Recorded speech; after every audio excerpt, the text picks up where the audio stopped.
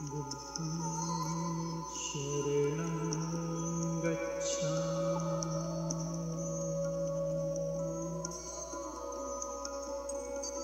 बुद्धं शरणं गच्छामि। संघं शरणं गच्छामि।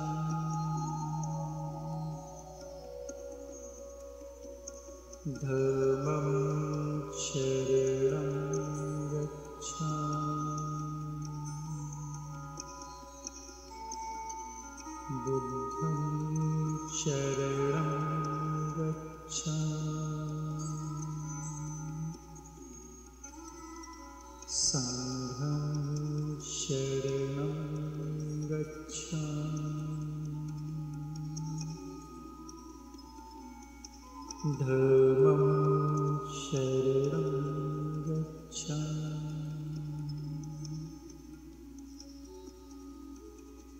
Earlier on, I spoke how a Buddha leaves the body. This refers to awareness.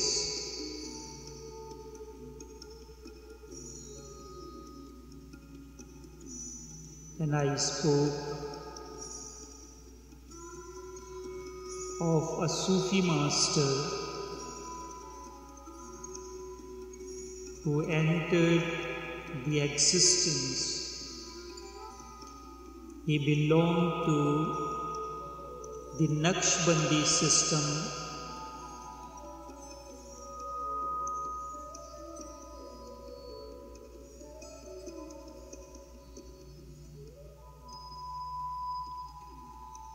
Naqshbandi system of Sufis, which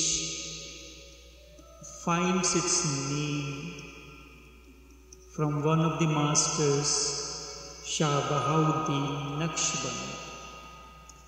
Naqsh means the impression, Band means one who makes the designs, the impressions.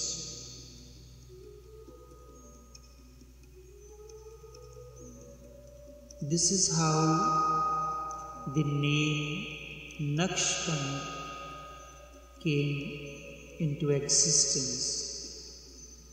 This is a device to create a situation. When a situation is created, it is your awareness which is important at that moment. Every moment, existence creates situations around us. The husband gets angry, the wife gets angry, somebody else gives a bad drive, in the office, the co-workers. These are all the situations that existence is creating moment to moment to see how far you have grown into awareness. Are you mindful of your actions or not? Mindfulness is prelude to awakening, and awakening is the key to meditation. The more aware and awake you are, the more you can enter within, the more meditative you will be. And one day it happens that you are so aware that out of that awareness, that total wakefulness, total mindfulness, evolves the Buddhahood, your very essence, the fragrance of the being. On 30th of this month, this master, the physical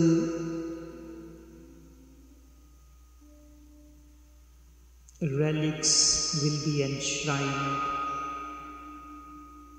at the complex where there is the shrine of Sufi Braj Mohan Lal his consort Sufi Shakuntala Devi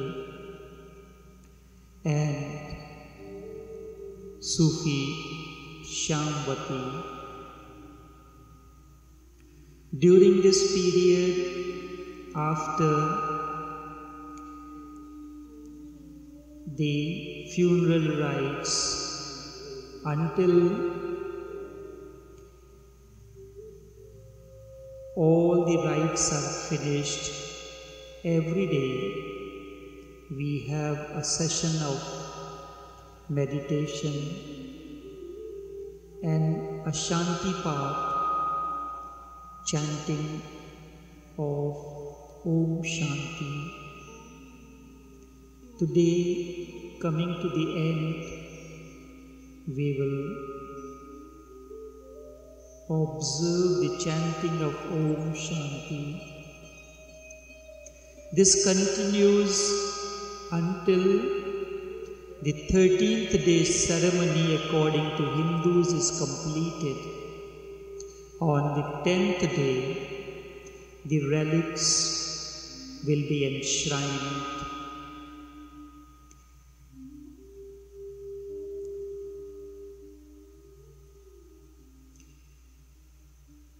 It happens whenever a person attains to that state of awareness that he becomes a master. His each and every action becomes full of awareness. I have heard of a conversation between Buddha and a philosopher of his time. This is from the 2nd chapter, Mindfulness and Meditation, from the book Meditation, the Way to Self-Realization. The philosopher asked, I have heard Buddhism is a doctrine of enlightenment. What is your method? What do you practice every day? Asked the philosopher. This is how the learned ones, the so-called men of knowledge, seek to inquire from those who have drowned in their inward silence. Buddha responded, we walk, we talk, we eat, we wash ourselves, we sit down. What is so special about that? Everyone walks, talks, eats, washes, and sits down, responded the philosopher. The philosopher used the same words which Buddha had responded. We walk. The philosopher says everyone walks. We talk. Philosopher says everyone talks. Buddha responded, Sir, when we walk, we are aware that we are walking.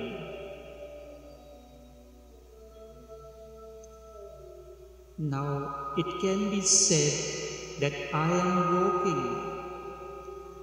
When I am walking, there is a duality.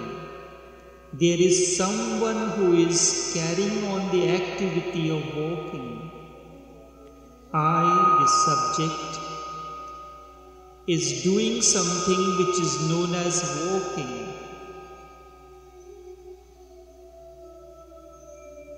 And when you are aware that you are walking, the I disappears, the subject disappears, the object disappears. What remains is simply the air. A mystical Hindi poet, Kabir, says this word love, which is in Hindi called prem. Prem is beautiful because it has two complete letters, P and Ma, Pa and Ma, and it is connected to one another by something which remains incomplete. Love is that which remains incomplete between the two.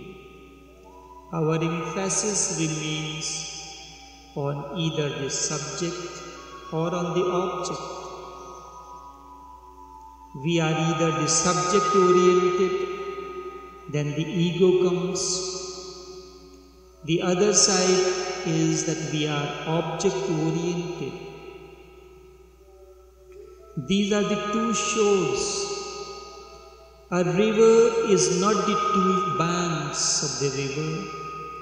River is that which flows, is not the water which is stationary between the two shores. River is the flow that flows between the two banks. And this flowing is more important. Water flows. Heraclitus says you can never enter the same river twice. This is how the life moves. A situation that has come will never repeat itself. This is why we call God as Creator.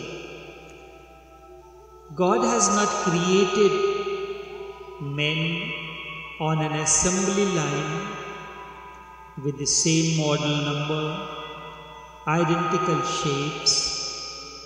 Then, in order to identify between the two objects, a chassis number, a model number, an engine number is given.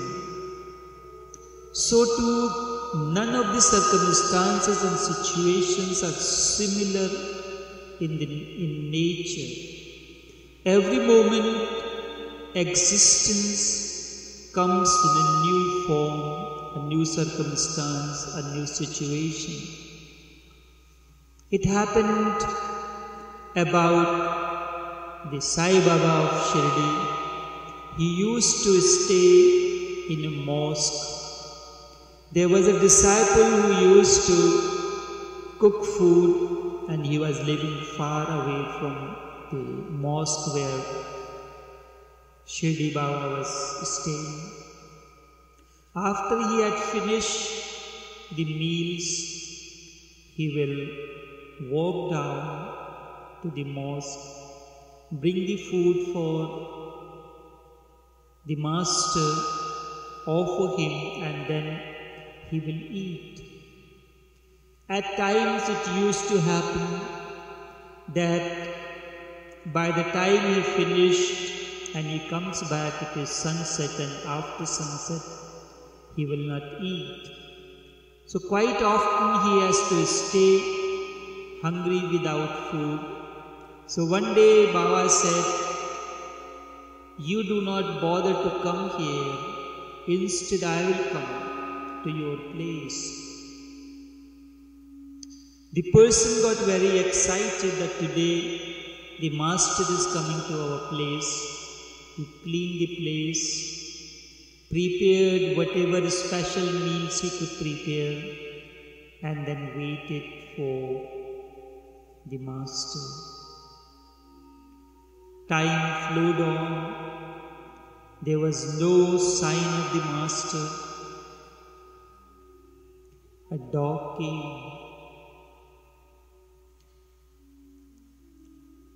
and the dog insisted on coming inside, but the man did not allow, chased the dog. And when the master did not come, he rushed with the food to the master, and master said, I came. But you were not aware and you missed the opportunity. He said, okay, give me another opportunity and I will be aware this time. Next day, he did the same preparation. Now he is waiting for a master to come as master himself or as dog. Because the previous day the master appeared as dog. He said that was at that moment, that was the only object available for me to be there with you. He waited, neither the master came nor the dog.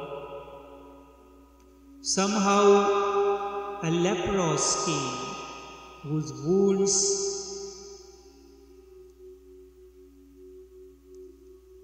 with so many wounds and a mucus type substance was oozing from those wounds. Flies.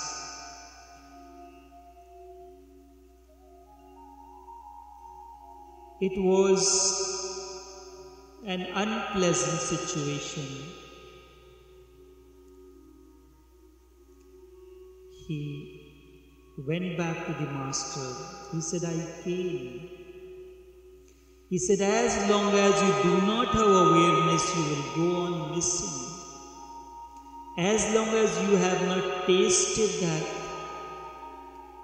inner silence within you, you will go on missing.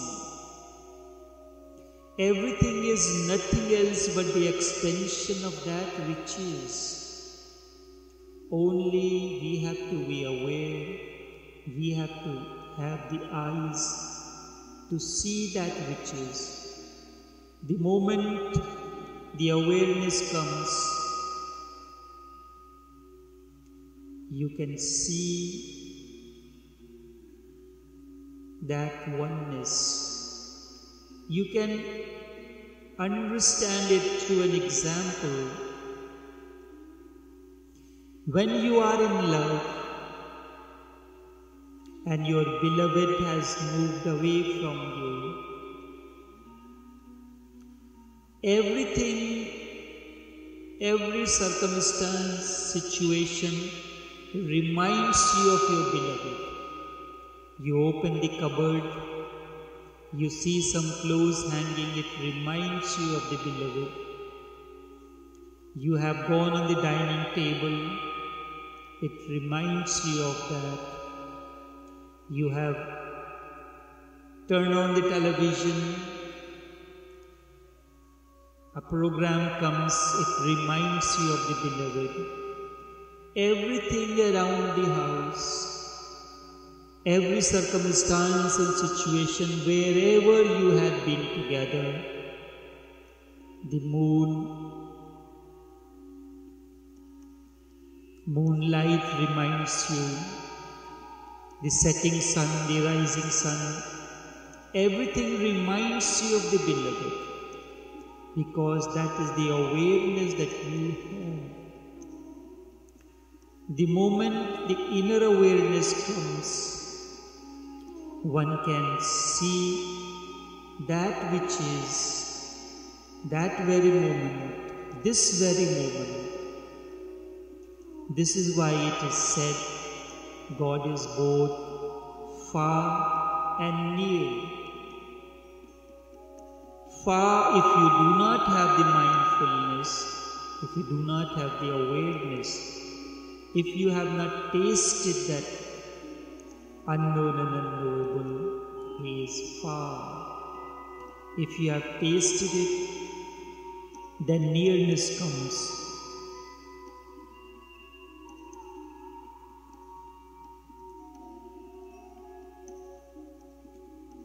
When the philosopher said, what is so special? Everyone walks, talks, eats, washes and sits down. Buddha responded, Sir, when we walk, we are aware that we are walking. Not only we are aware that something is happening, the duality of the subject and object is no more. Only that which is happening between the subject and object, that is important. When we talk, we are not only aware,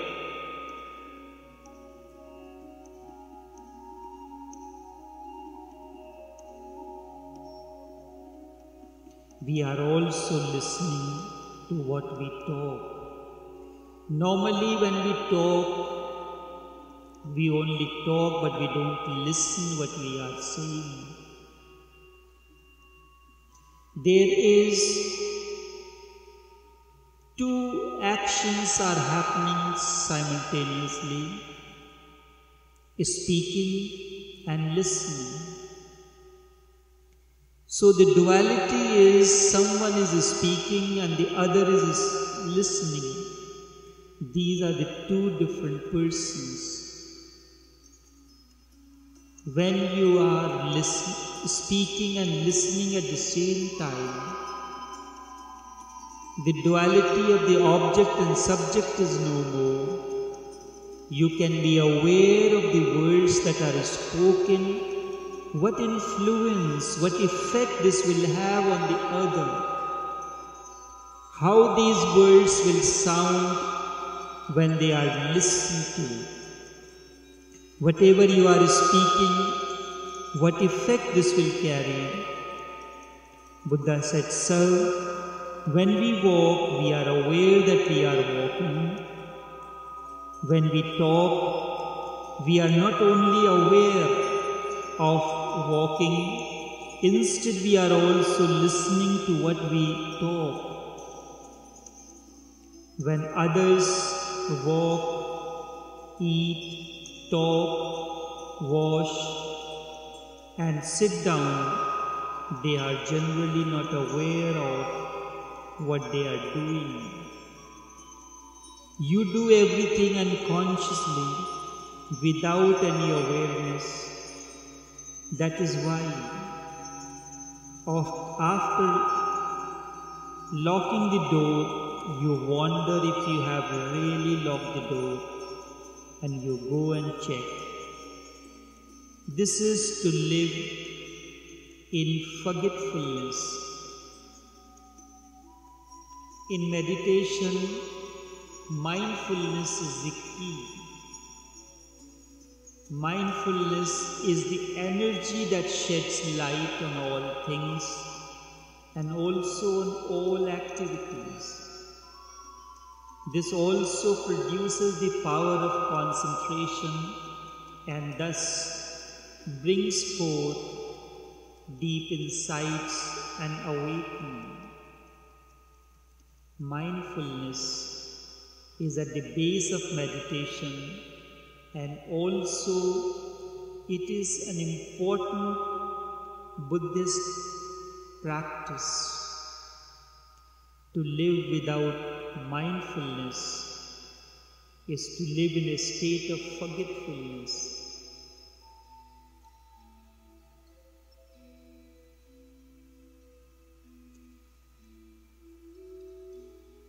This is like living as a dead person.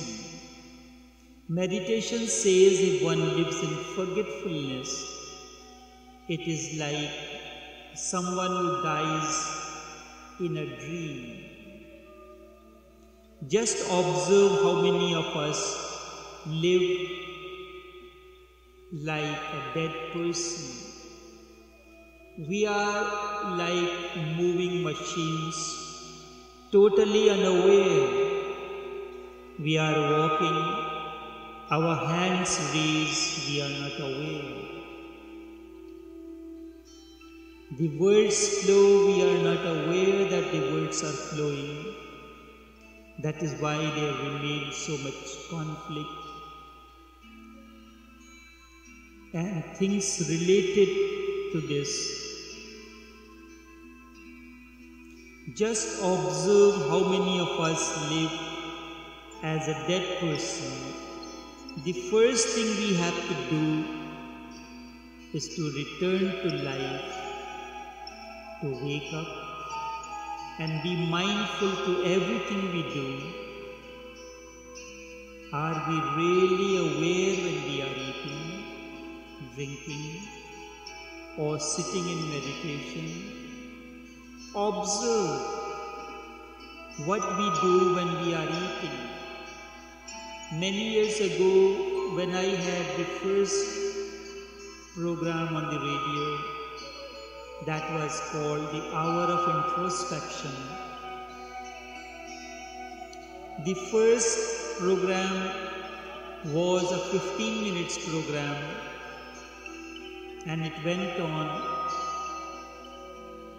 Eating is one of the most essential activity that we perform on a day-to-day basis. Have you observed how do we eat? We have a platter in front of us with the food in it. You have one morsel in your mouth. Before that finishes, next one is in your hand, and the eyes are fixed on what is on the platter. And in doing so, we do not enjoy what we have in our possession. Possession means that which is in your mouth. When it is properly chewed and goes into the stomach through the esophagus, and after the process of digestion, it becomes the blood and the life force. We go to the restaurants, the food is in front of us,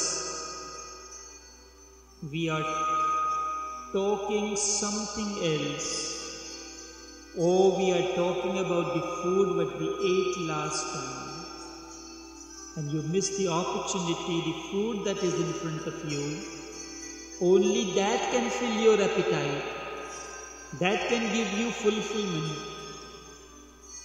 You have come here all the way, spend the time and money, and you are missing the opportunity of enjoying what you have in front of you. And next time, when you go for another meals, you will be talking about this present, this moment when you have been eating in an oblivious, unconscious manner. This is how the life goes on.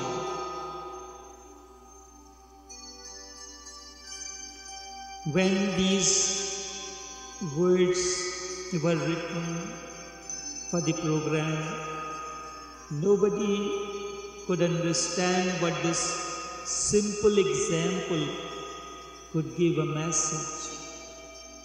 You look at it, that forms the entire basis of mindfulness, awakening and awareness through a very simple example and the situation that we face on a day-to-day basis.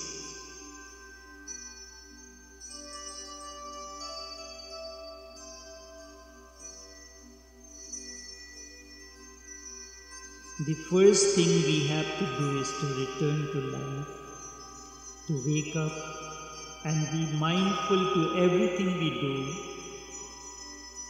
Are we really aware when we eat, drink, or sit in meditation? If not, then we are wasting our time living in forgetfulness. We go to the temples, we go to yajnas, listen to Ram Katha or any other Katha. Do you know what does Katha means?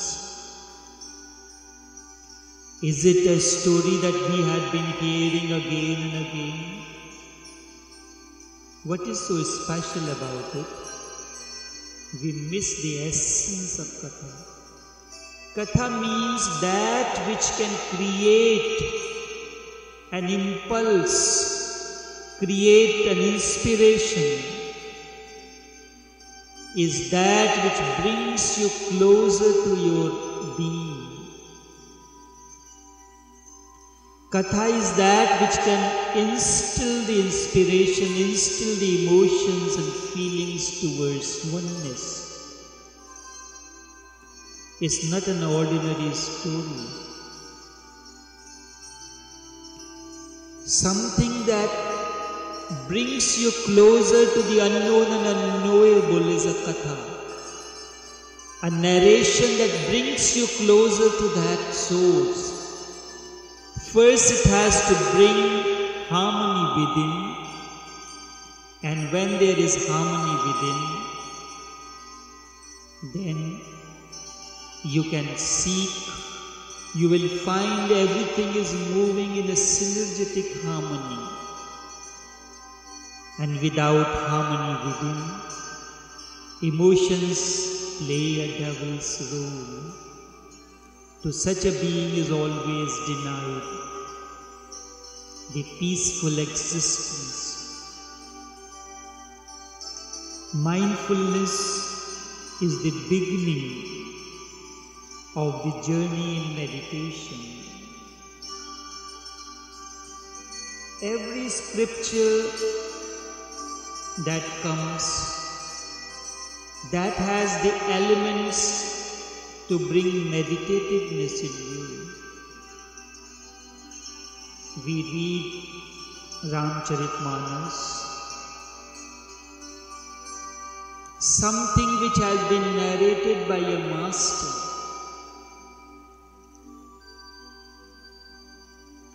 Just this week when I was doing something for Anand, the episode of Hanuman Ramayana. There are two incidents, two episodes when Tulsidas spoke the Katha of Ram, the portrayal of Shri Ram through Hanuman.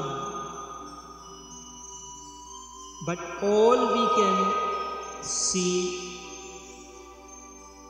that something is spoken, but we do not know what is spoken. Whatever is spoken is mystical.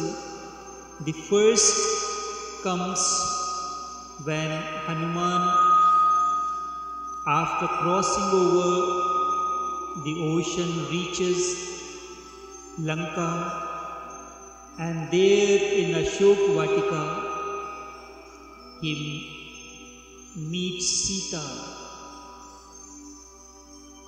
There he narrates the portrayal, the story of separation, the agony and pain of Shri Ram that has been inflicted upon him because of the abduction of Sita by Ravan. Tulsidas is speaking through Hanuman. All of a sudden, there is a change. It is Hanuman's body, but the voice is not that of Hanuman. How can you say that I can say that it is Hanuman's body but not the voice of Hanuman? The content of that chaupai, content of that sutra says that this is not the message of, this is not the words of Hanuman.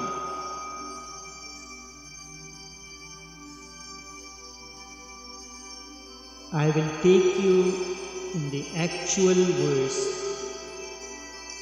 It is the voice of Shri Ram that comes through Hanuman, because the nature of those words is such that Hanuman cannot say that thing. I will explain. तत्व प्रेम कर मम अरु तोरा, जानत प्रिया एक मन मोरा।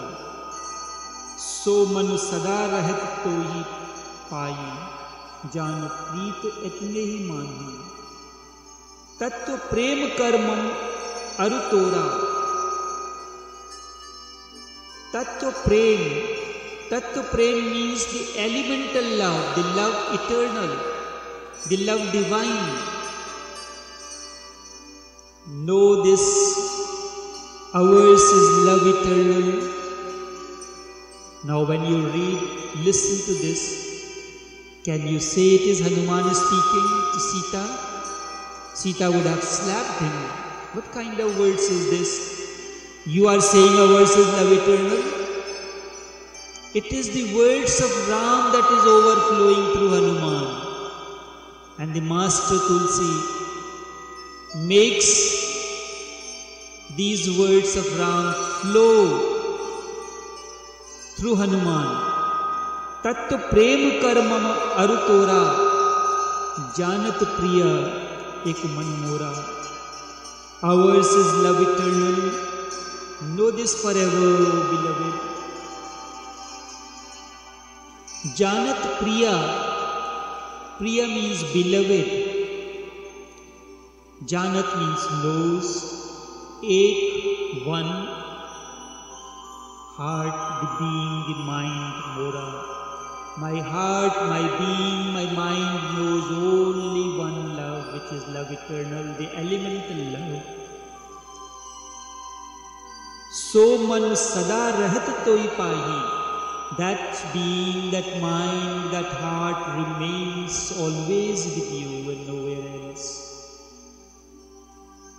Jaan preet itne hi mahi. Understand my message, my agony.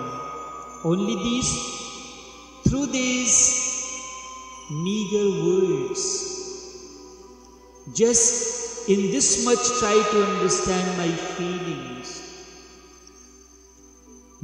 Ours is love eternal. Know this ever, O beloved, my being, my mind, ever remains with you. Know this. Know this alone be an expression of my love.